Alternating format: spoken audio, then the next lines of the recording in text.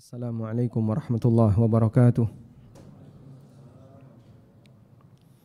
Alhamdulillah wassalatu wassalamu ala Rasulillah wa ala alihi wa sahbihi wa mawalah.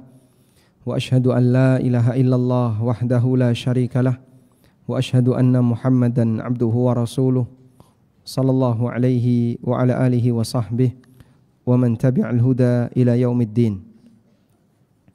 Alhamdulillah, puji syukur kita haturkan kehadirat Allah. Malam ini kita lanjutkan kajian dengan membaca buku Fikih Bermadhab. Bagi yang sudah membawa buku, silakan dibuka halaman 111. Kita mau membahas catatan yang ke-8 berkaitan dengan bagaimana cara menyikapi para ulama. Di antaranya adalah menyikapi tergelincirnya ulama, atau cara menyikapi kesalahan yang terjadi pada ulama. Baik, kita akan baca terlebih dahulu. Tafadhal. Bismillah, alhamdulillah, assalatu wassalamu ala rasulillah wa ba'du. Berkata penulis, hafizahullahu ta'ala wa nafa'ana Allahu bi'ulumihi fid darain. Amin. Kedelapan, menyikapi tergelincirnya ulama. Siapapun berpeluang mengalami ketergelinciran, termasuk ulama atau guru kita. Tergelincirnya ulama bisa berupa pendapat yang menyimpang, bisa juga berupa tindakan maksiat yang menghilangkan wibawanya. Baik. Ketika mereka melakukan perbuatan seperti itu, apakah berarti ilmunya hilang? Tidak. Apakah berarti ilmunya tidak diakui? Hanya dengan satu kesalahan? Tergantung seperti apa bentuk kesalahannya. Sehingga semua berpeluang salah dan kesalahan itu bertingkat. Oleh karena itu, ketika kita melihat kesalahan tokoh, tentu saja kacamatanya harus beda dengan ketika kita melihat kesalahan orang biasa. Sekarang kita baca keterangan Sa'id ibn al-Musayyib. Sa'id bin al-Musayyib mengatakan, laisa min alimin wala syarifin wala zi fadlin illa wa fihi aibun, walakin man kana fadluhu aktsaru min naqsihi zahaba naqsuhu li fadlihi. Setiap ulama maupun orang mulia lainnya pasti punya aib. Namun barang siapa yang nilai keutamaannya lebih dominan dibandingkan kekurangannya, niscaya kekurangan itu akan terkubur dengan kebaikannya. Jami' Bayan al-Ilmi. Baik, demikianlah kaidah yang disampaikan oleh seorang ulama tabi'in yang bergelar Sayyidut Tabi'in, Sa'id ibn al-Musayyib. Man kana fadluhu aktsara min naqsihi dhahaba naqsuhu li fadlihi.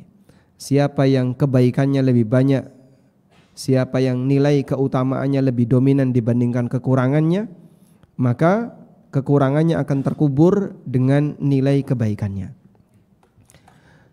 Dan sebagian ulama menggunakan hadis Nabi SAW, idza balagal ma'u kullatain lam yahmil al-khabath.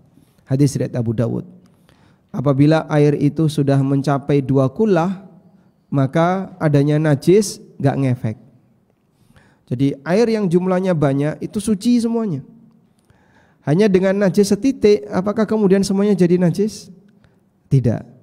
Maka Nabi SAW menyebutkan, ketika air mencapai 2 kullah, adanya setitik najis tidak akan membuat yang lain jadi najis. Sehingga kalaupun ada najis setitik, yang lain tetap suci, dan air ini tetap terhitung sebagai air yang suci. Idza balagal ma'u kullatain lam yahmil khabath. Karena itu kalau ada ulama atau siapapun yang dia dekat dengan masalah agama, kebaikannya banyak mengajarkan kebaikan kepada masyarakat, kira-kira kotorannya ada enggak? Ada. Dia bukan manusia maksum. Sekali 2 kali dia melakukan kesalahan dan itu menjadi aib baginya. Tapi ketika sudah mencapai 2 kullah, adanya aib tidak mencacat yang lain. Baik, sekarang kita lihat keterangannya. Ada beberapa hal yang perlu kita perhatikan dalam menyikapi kondisi tergelincirnya ulama, terutama untuk pendapat yang menyimpang. Pertama, tidak boleh mengikuti pendapat ulama yang jelas menyimpang dari kebenaran, apalagi menjadikannya sebagai landasan dalam berpendapat. Misalnya ada ulama yang menghalalkan rokok atau menilai bunga bank bukan riba, sehingga halal untuk dimanfaatkan. Asy-Syatibi mengatakan, inna zallatal alimi la yasihhu i'timaduha min jihatin walal akhdhu biha taqlidan lahu wa dzalika li'annaha mawdu'atun 'alal mukhalafati lisyar'i walidzalika 'uddat zallatun. Tergelincirnya seorang ulama tidak boleh dijadikan sebagai landasan dan tidak boleh diikuti pendapatnya karena taklid kepadanya, sebab pendapat ini tidak berlaku karena menyimpang dari syariat. Untuk itulah hal tersebut dihitung sebagai ketergelinciran. Al-Muwafaqat. Baik, sehingga ketika kita sepakat beliau tergelincir dalam masalah ini, maka jangan jadikan itu sebagai landasan. Kan beliau membolehkan. Nah, beliau membolehkan kan dalam posisi beliau tergelincir. Sudah tahu beliau tergelincir, jangan diikuti.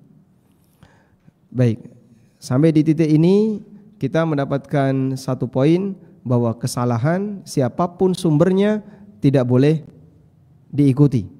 Kesalahan siapapun sumbernya tidak boleh diikuti.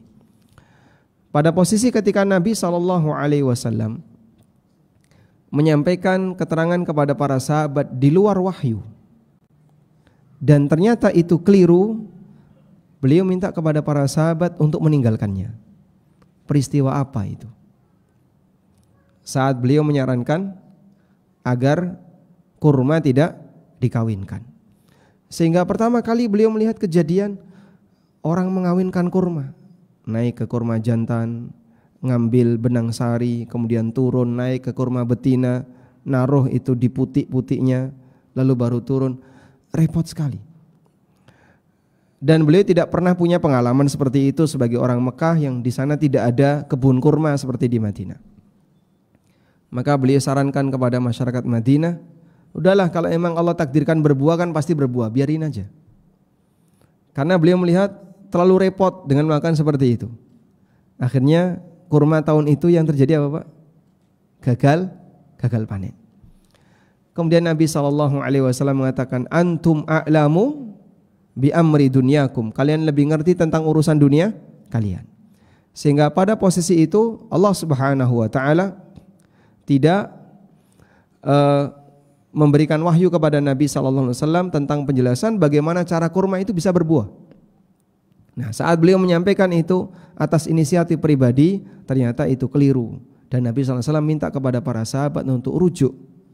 Ya, ikuti sebagaimana kebiasaan kalian sebelumnya sebagai orang yang lebih ngerti tentang urusan perkebunan kurma daripada beliau. Karena urusan dunia manusia lebih paham. Urusan Nabi SAW itu apa? Agama. Urusan Rasulullah SAW itu agama. Urusan al-umur, ada urusan agama, ada urusan dunia. Urusan agama itu urusan beliau. Maka kalau kita membaca hadis, man amila amalan laisa alaihi amruna, amrun di sini maknanya ada? Amrunan di sini urusan agama. Siapa yang melakukan amalan yang itu tidak ada landasan amruna dari urusan agama kami, dan itulah amalan bid'ah.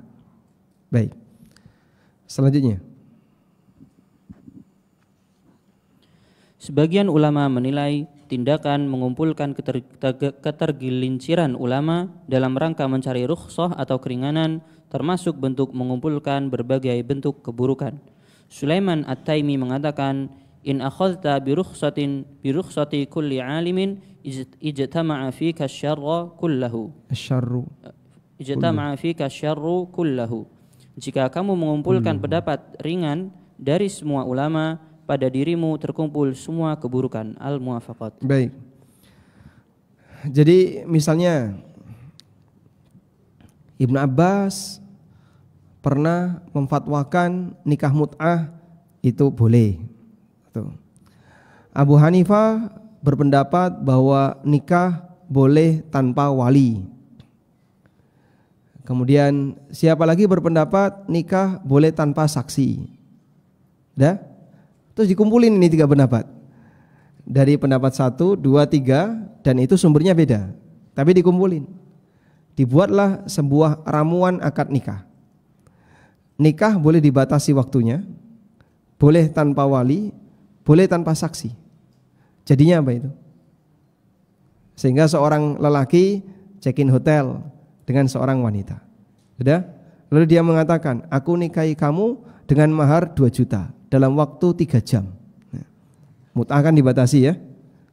Dibatasi waktu 3 jam. Sudah? Tidak ada wali. Karena boleh tanpa wali menurut pendapat ulama tertentu. Dan boleh dibatasi waktu yang berarti nikah mut'ah menurut fatwa ulama tertentu. Dan boleh ada tanpa saksi menurut pendapat ulama yang lain. Dikumpulkan, jadilah ramuan sebuah pernikahan. Aku nikahi kamu dalam waktu 3 jam dengan mahar 3 juta. Qabiltu, aku terima. Sudah? Sejak diterima sampai 3 jam berikutnya halal. Sebelum 3 jam kurang 5 menit harus sudah persiapan. Karena salah satunya harus keluar. Setelah itu dia cerai. Apa ini Pak? Zina. Nah itulah yang dimaksud. Kalau kau kumpulkan semua pendapat-pendapat yang ringan-ringan dari para ulama, ijtama'a fika syarru kulluh, maka seluruh keburukan kumpul pada dirimu. Dan salah satu di antara prinsip orang yang masih suka ngejar perbedaan pendapat, itu metodenya kayak gini. Kan masih boleh kan? Ulama masih beda pendapat. Ini masih ada yang membolehkan, ini masih ada yang membolehkan. Akhirnya dia cuman kumpulin aja yang membolehkan, membolehkan. Jadi nggak ada yang nggak boleh, semuanya boleh. Itulah orang yang mengumpulkan semua keburukan. Selanjutnya. Kedua, jika ulama yang bersangkutan dikenal selalu komitmen dengan sunnah, kita harus adil dalam menyikapinya dengan tetap menghormatinya, menghargai pendapatnya yang benar dan memberi uzur untuk kesalahannya. Ibnul Qayyim menjelaskan, innar rajula al-jalil allazi lahu fil islami qadamun salihun wa atharun hasanatun qad takunu minhul hafwatu wa zallatu huwa fiha ma'zurun bal wa ma'jurun lijtihadihi fala yajuzu an yuttaba'a fiha wa la yajuzu an tuhdara makanatuhu wa manzilatuhu fi qulubil muslimin. Orang terhormat yang memiliki kedudukan dan pengaruh yang baik dalam Islam terkadang mengalami ketergelinciran yang itu karena uzur. Bisa jadi dia mendapat pahala karena berijtihad. Oleh karena itu, ketergelinciran itu tidak boleh diikuti dan kedudukannya kedudukannya di tengah kaum muslimin tidak boleh diremehkan. I'lamul muwaqqi'in. Jadi menggabungkan dua prinsip ya. Satu, kita mengakui kesalahan itu sebagai kesalahan sehingga kita tidak boleh mengikutinya. Yang kedua, menghargai posisi beliau sebagai tokoh agama sehingga kita tetap menghormatinya. Selanjutnya. Ketiga, tidak boleh menyebarkan ketergelincirannya jika perkara itu belum terkenal di masyarakat.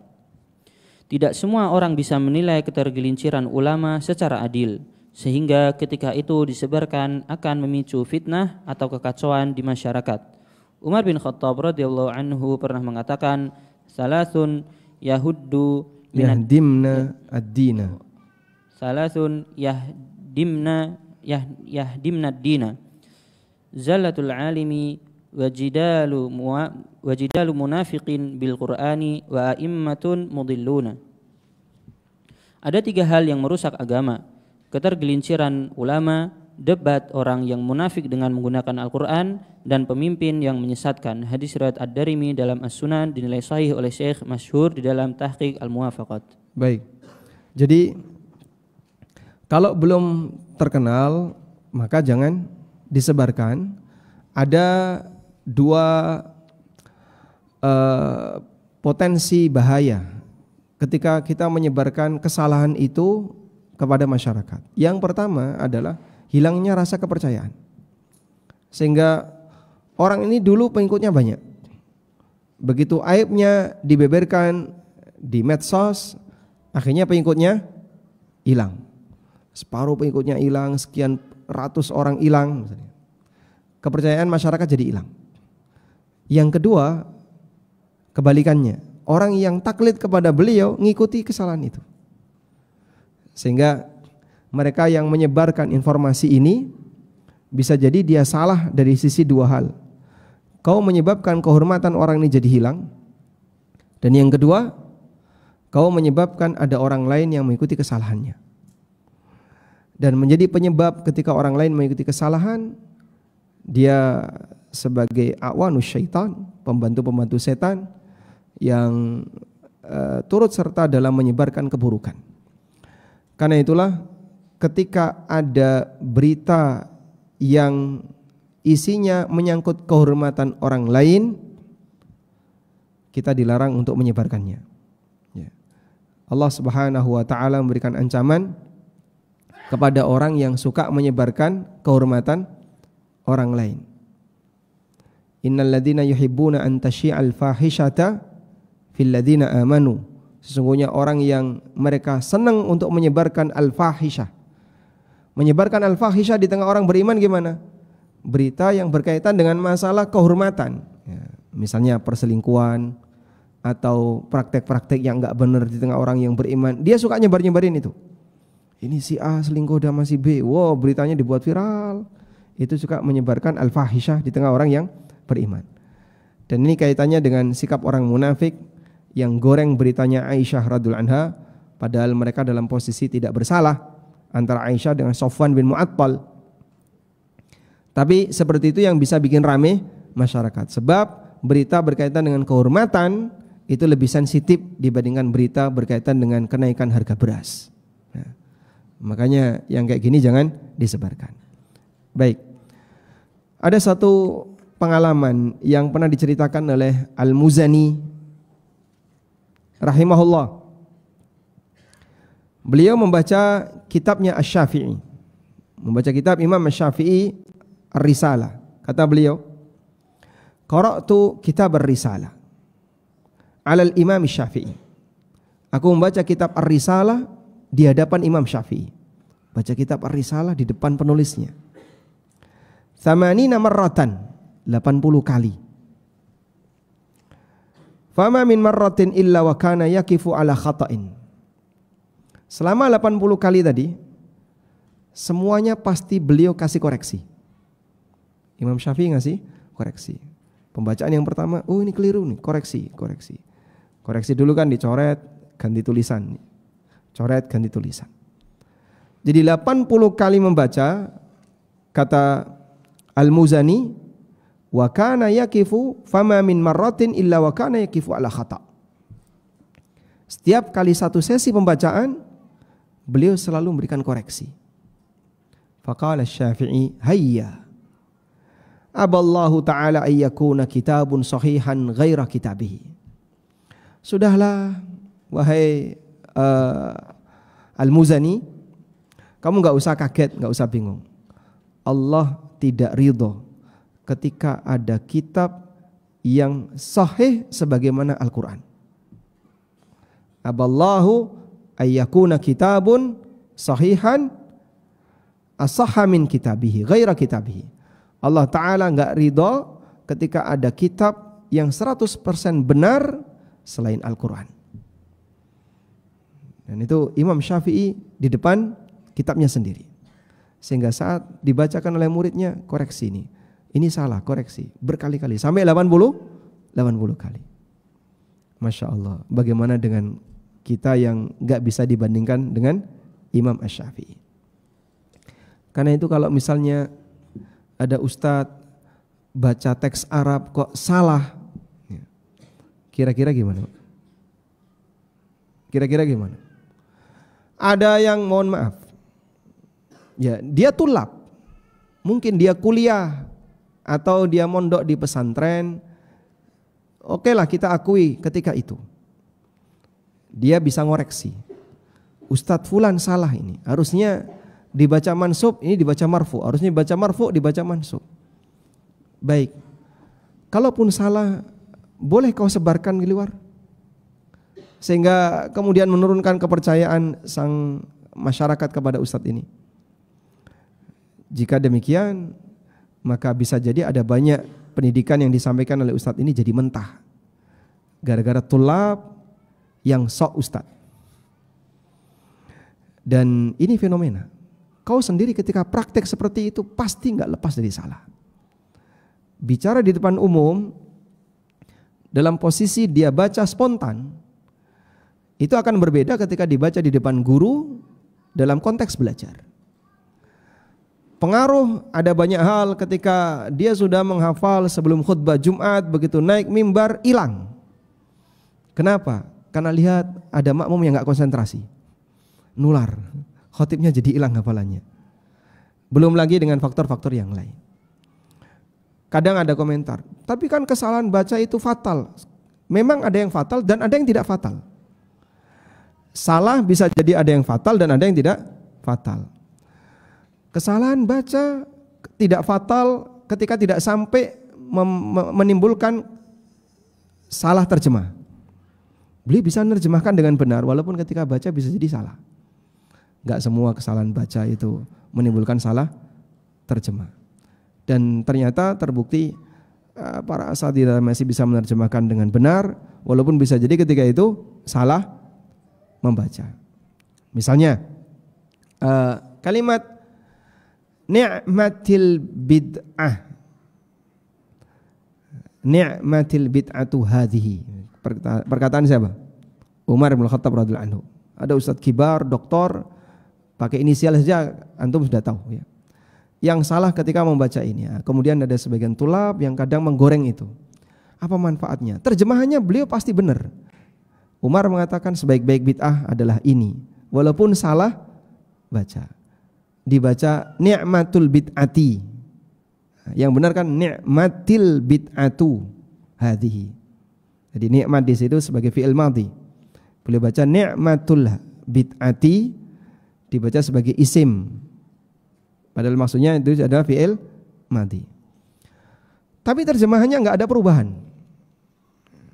Sehingga ketika salah baca seperti ini tidak serta-merta selalu salah terjemah. Pemahaman beliau benar, walaupun bisa jadi waktu memberikan harokat salah. Karena tidak semua kesalahan baca berefek pada kesalahan terjemah. Tayyib. Lebih bahaya lagi kalau salah akidah. Dan yang suka ngoreksi salah baca itu akidahnya enggak karuan. Yang mengagungkan kuburan lah, yang sujud di kuburan, dan aneka pelanggaran-pelanggaran klinik yang lainnya dia biarkan, sementara dia cari orang yang tidak dia sukai, sisi yang sebenarnya tidak perlu signifikan, tidak terlalu signifikan untuk dikoreksi. Wallahu a'lam. Kita mohon kepada Allah Subhanahu wa taala, semoga Allah memberikan kita kelapangan dada ketika melihat kesalahan kaum muslimin. Apa yang akan Anda lakukan kalau Bapak membaca buku fikih bermadzhab dan menemukan 80 catatan yang salah?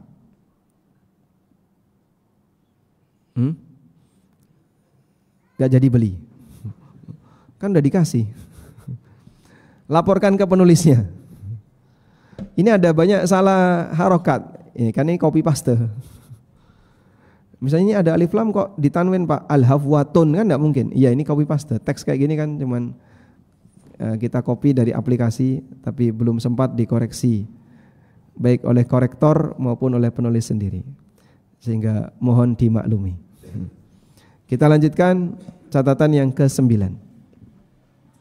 Ke-9, berterima kasih dengan cara melestarikan ajarannya yang baik dan mendoakan mereka. Di surat Al-Hasyr ayat 8, Allah memuji para sahabat Muhajirin, lalu di Al-Hasyr ayat 9, Allah memuji para sahabat Al-Ansar. Kemudian di ayat 10 dari surat Al-Hasyr, Allah memerintahkan generasi setelahnya untuk mendoakan Muhajirin dan Ansar sebagai pendahulunya yang soleh. Baik, Anda masuk yang mana dari 3 ayat itu? Ayat 10. Jadi selain Muhajirin dan Ansar yang Allah sebutkan di surat Al-Hasyr, apabila dia menghormati para sahabat, maka dia masuk di golongan ayat yang ke-10. Walladzina ja'u min ba'dihim, dan kaum muslimin, mukminin yang datang setelah mereka. Mereka ini siapa? Sahabat. Yaqulun, mereka berdoa, Rabbana ighfir lana wa li ikhwanina alladzina sabaquna bil iman. Ya Allah, ampunilah kami dan ampunilah saudara-saudara kami yang mendahului kami dalam iman. Wala taj'al fi qulubina ghillan, dan jangan kau jadikan dalam hati kami kebencian lilladzina amanu, kepada orang yang beriman. Dan orang beriman ketika ayat ini turun itu siapa? Orang beriman ketika ayat ini turun para sahabat.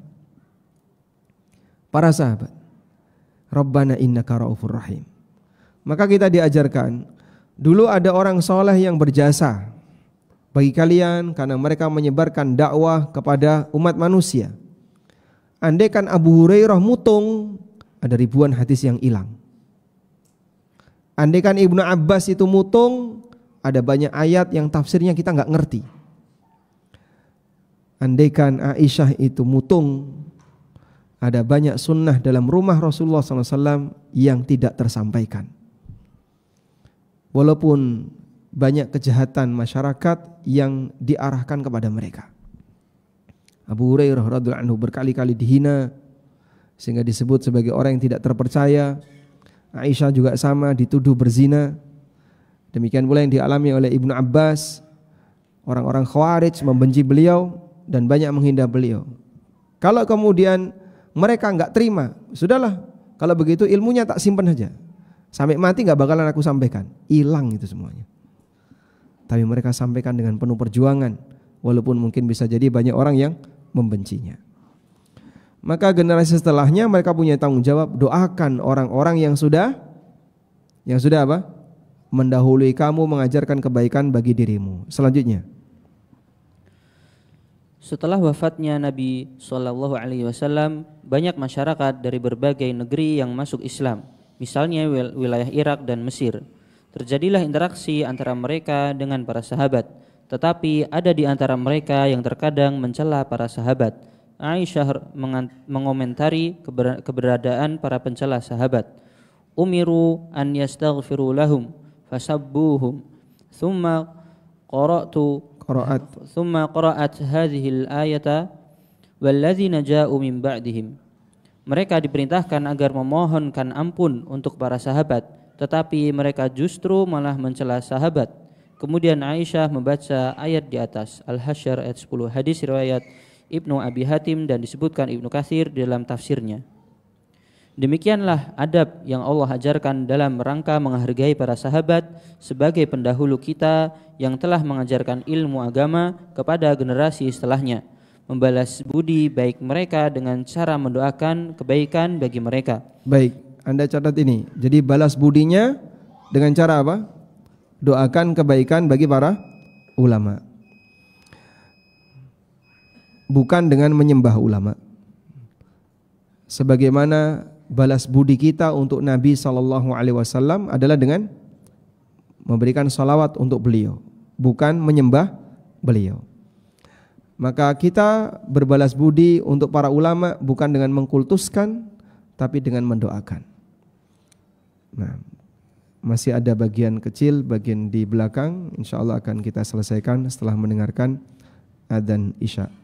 Wassallallahu ala nabiyyina Muhammadin wa ala alihi wa sahbihi wasallam.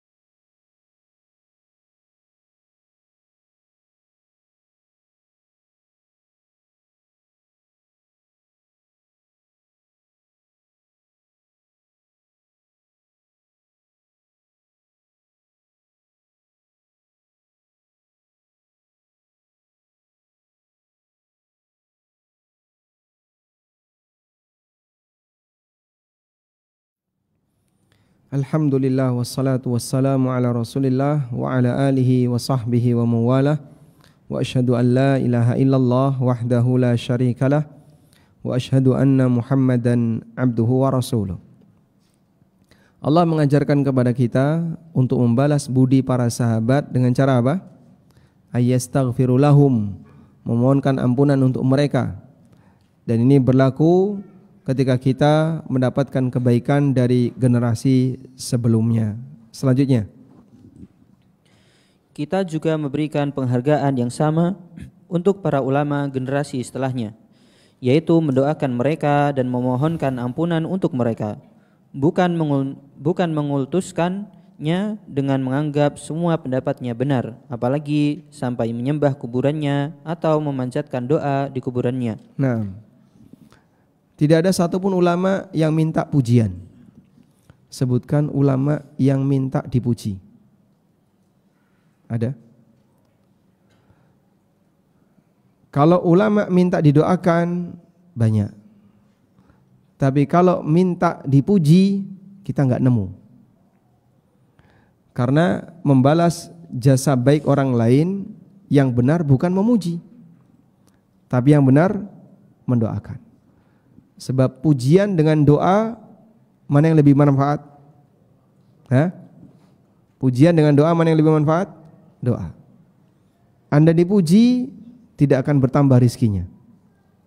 Orang dipuji tidak akan bertambah statusnya. Tapi ketika dia didoakan Allah Subhanahu wa ta'ala ketika mengabulkan doa itu, inilah yang akan menambah kebaikan baginya. Karena itu doakan orang yang berjasa bagi Anda, bukan sebatas memberikan pujian kepadanya, karena pujian tidak ada nilai sama sekali. Sekarang coba saya bacakan keterangan An-Nawawi. An-Nawawi di Muqaddimah Riyadhus Shalihin mengatakan, setelah beliau menyampaikan beberapa pengantar di muqaddimahnya, di bagian akhir, di bagian muqaddimah beliau mengatakan, wa arju in tamma hadzal kitabu ay yakuna sa'iqan lil mu'tani bihi ilal khairat hajizan lahu an anwa'il qaba'ih wal muhlikat. Aku berharap semoga setelah kitab ini selesai ditulis bisa menjadi pembimbing bagi orang yang mempelajarinya untuk mendapatkan kebaikan dan menghalanginya dari aneka keburukan. Wa ana sa'ilun, dan aku memohon akhan kepada saudara-saudara sekalian, yantafi'u bi syai'in minhu, yang mengambil pelajaran dari kitab ini, yaitu kitab Riyadhus Shalihin, ayyad'u wali, agar mendoakan aku. Jadi Imam An-Nawawi rahimahullah di Muqaddimah Riyadhus Shalihin, beliau mohon kepada para pembacanya yang mendapatkan manfaat darinya, tolong doakan aku. Wali walidayya, dan doakan kedua orang tuaku. Wa masyayikhi, dan guru-guruku. Wasaira ahbabina, dan orang-orang yang kami cintai. Wal muslimina ajma'in, dan kaum muslimin secara keseluruhan. Jadi kalau mau menemukan ulama yang minta didoakan, Riyadhus Shalihin salah satu di antara contohnya. Penulis Riyadhus Shalihin meminta agar beliau didoakan. Oleh karena itu, tidak ada ulama yang minta pujian, dan gak ada artinya pujian. Maka Anda bisa lihat ya, dalam semua kitab lalu ada tulisan nama penulis, di bawahnya apa? Penulis kitab ini misalnya Imam Fulan, yang pinter, yang ganteng, yang gagah, berani, pemberani, kayak gitu. Ada seperti itu? Tidak ada. Tapi isinya apa? Semoga Allah mengampuni beliau, kedua orang tua beliau, guru-guru beliau. Semoga Allah memberikan manfaat untuk ilmu beliau, dan seterusnya. Bukan isinya pujian. Maka enggak ada artinya yang namanya pujian. Yang lebih penting adalah doakan. Selanjutnya, setan bisa saja menggoda manusia dengan menjerumuskan mereka pada kesyirikan, tetapi atas nama memuliakan ulama. Atas nama memuliakan ulama, namun arahnya mengajak mereka untuk menyekutukan Allah dengan ulama. Terus mengajak manusia melakukan penyimpangan atas nama mencintai wali Allah. La haula wala quwata illa billah. Al Hasan bin Shalih mengatakan, inna syaitana la yaftahu lil abdi tis'atan wa tis'ina baban minal khairi yuridu bihi baban minasyarri. Sesungguhnya setan membukakan 99 pintu kebaikan untuk seorang hamba agar dia bisa terjerumus ke dalam satu jurang keburukan. Talbis Iblis halaman 37. Baik, sehingga ditipu ya, oleh setan seolah-olah ini adalah memuliakan ulama, seolah-olah ini adalah mencintai wali Allah atas nama memuliakan ulama, atas nama mencintai wali Allah. Tapi ujung-ujungnya diajak untuk berbuat syirik. Memuliakan ulama baik enggak? Baik. Mencintai wali Allah baik. Memuliakan wali Allah baik. Ya itu baik-baik semua.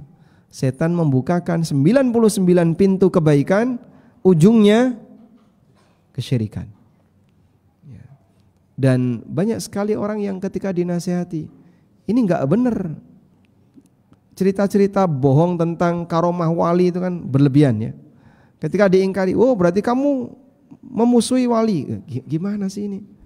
Enggak ada hubungannya. Kita cuma pengen bilang dusta kayak gini enggak pantas lah kamu sampaikan. Sehingga kita sepakat Abdul Qadir Al-Jailani termasuk orang soleh. Tapi kalau ada orang yang ceritanya ngawur tentang Abdul Qadir, perang dengan malakul maut yang sedang membawa arwah di keranjangnya. Jadi ceritanya ada seorang ibu yang nangis. Kemudian Abdul Qadir lewat, ditanya, kenapa ibu kok nangis? Anak saya baru saja meninggal. Padahal dia satu-satunya orang yang saya harapkan untuk memberikan nafkah saya di hari tua. Kapan meninggalnya? Barusan. Langsung naik ke langit. Ketika di atas langit ketemu dengan malakul maut yang sedang membawa keranjang berisi banyak arwah yang baru saja dicabut. Terus duel. Nah, saat berantem itu keranjangnya jungkir. Arwah-arwah yang ada di situ jatuh semuanya. Orang yang dicabut nyawanya di hari itu hidup lagi. Termasuk anaknya si ibu tadi. Baik. Kalau misalnya ada cerita seperti ini, apakah itu menambah kemuliaan Abdul Qadir Al-Jailani? Sepeser pun tidak. Terus kita ingkari, enggak boleh cerita kayak gitu, bohong kayak gini kok diceritakan. Loh, kamu mengingkari kemuliaan Abdul Qadir. Saya enggak mengingkari. Cuman kedustaan kayak gini jangan, enggak usah lah diceritakan, memalukan. Dan tidak ada orang yang lebih memalukan daripada pendusta atas nama agama. Semoga Allah melimpahkan taufik untuk kita agar kita selalu berada di atas jalan yang lurus dalam menyikapi apapun yang ada di sekitar kita. Wassallallahu ala nabiyyina Muhammadin wa ala alihi wa sahbihi wasallam. Wa akhiru da'wana anil hamdulillahi rabbil alamin. Wassalamualaikum warahmatullahi wabarakatuh.